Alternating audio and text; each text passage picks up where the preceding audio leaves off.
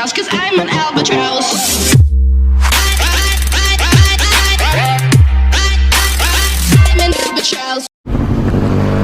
Hello and welcome back अर्को भिडियोमा आज चाहिँ मैले दिनेश भाइको यो बेनेली TNT 300 चलाएको छु एकराको एक्जस्ट छैन साउन्ड चाहिँ बवाल छ सुन्नु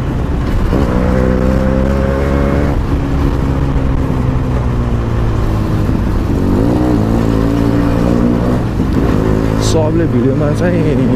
बोलेको हुनु पर्यो राई भन्नुलाई अनि त्यसपछि अलिअलि बोल्नु ट्राई गर्दै यो भिडियोमा चाहिँ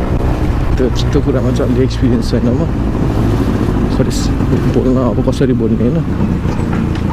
जे हुन्छ म भन्छु अहिले बाइकको बारेमा चाहिँ के छ अहिले म रोकेर सबै डिटेल एक्सप्लेनेसन गर्छु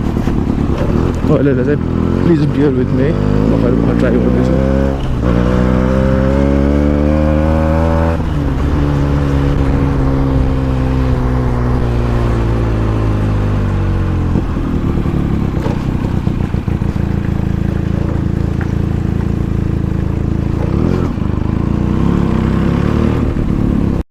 सो आज चाहिँ हामी यो बाइकको रिभ्यू टाइपको भिडियो बनाउनु जान्दैछौँ है के छ यसमा आफ्टर मार्केट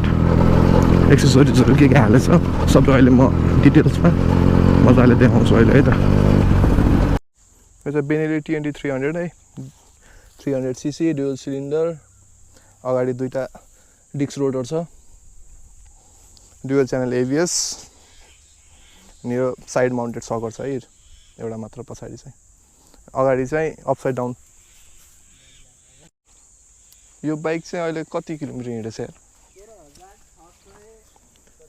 16,694 किलोमिटर अहिलेसम्म आफ्टर मार्केट चाहिँ यसमा एउटा फ्रेम स्लाइडर छ अब यो रिजोमाको मिरर अनि एकरा पोबिक छ है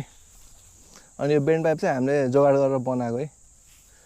जे पाइ त्यही बस्छ राम्रो चाहिँ अलिक पछि बनाउने भनेर अनि अर्को चाहिँ यसमा टेल टाइडी छ यो